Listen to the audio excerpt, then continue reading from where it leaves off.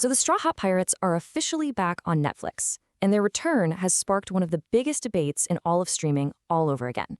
Is it better to drop every episode at once or stick with that classic weekly release? Today, we're going to dig into whether One Piece Season 2 actually delivered and if its release strategy is helping or maybe even hurting the show's legacy. Right out of the gate, the buzz for Season 2 it was incredibly strong. The first wave of viewers, even people who aren't diehard anime fans, they were totally hooked. A lot of them were saying, wow, this is even better than the first season, which we all loved. But once the dust settled a little bit, a much more complicated picture started to form. So let's get into it. What was the final verdict on Season 2? The crew is back on the Grand Line, the adventure is definitely bigger, but did it all come together in the end?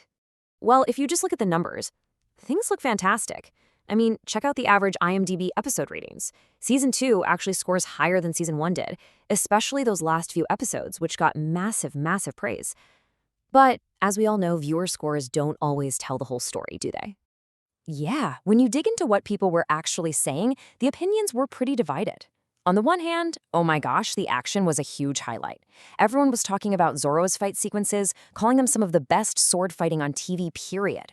People loved that the show just fully embraced its huge sense of adventure. But on the other hand, some people felt that emotional punch just wasn't quite there this time. It was missing a moment as powerful as Nami's whole Luffy help me arc from Season 1, and that made this story feel just a little bit less focused for some.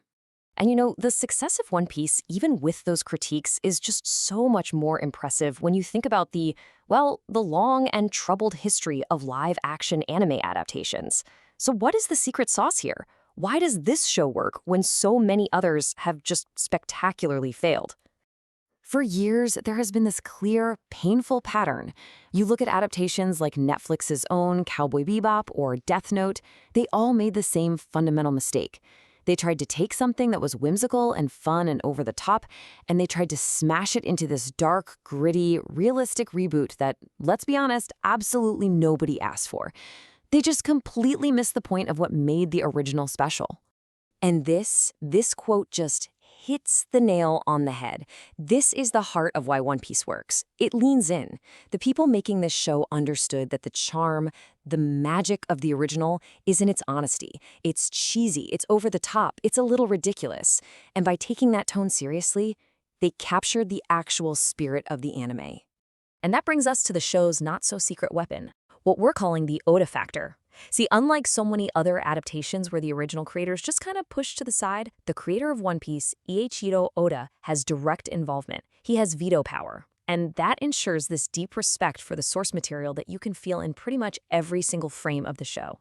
But you know what? The quality of the show isn't the only thing people are fired up about. The way they released it, all at once, has basically thrown gasoline on the fire of one of the biggest strategic battles happening in streaming right now. So this brings us right to the core of it all. Which release model is actually better? Is it the Netflix-style binge, the one designed for a massive instant splash?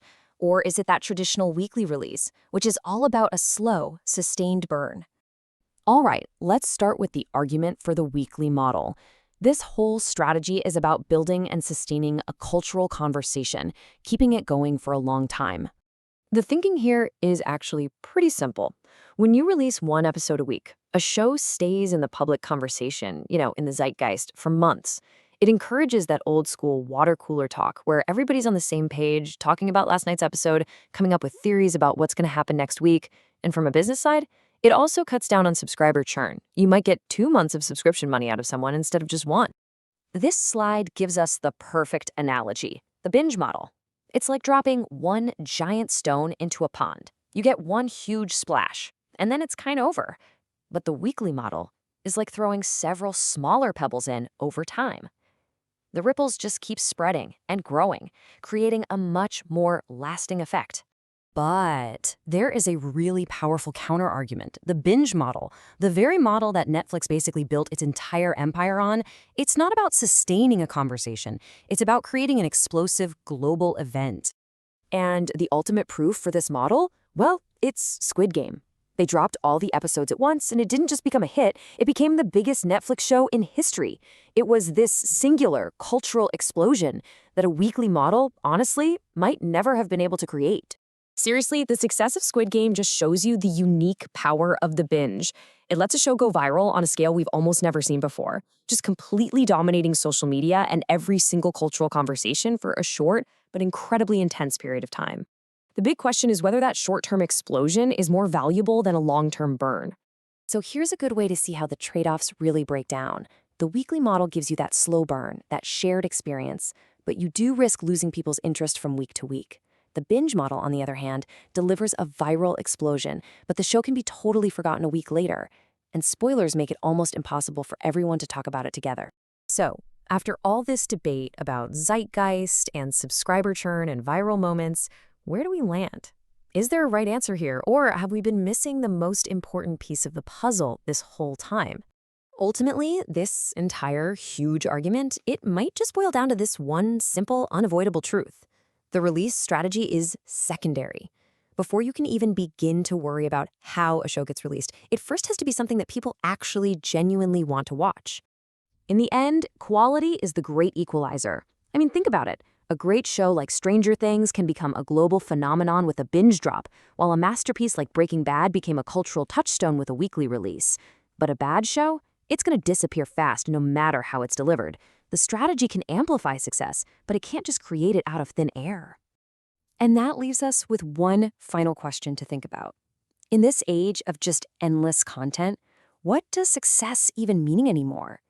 Is it a massive, short-lived spike in viewership, or is it becoming part of our shared cultural fabric, something we discuss and debate and experience together over time? That's something really worth thinking about.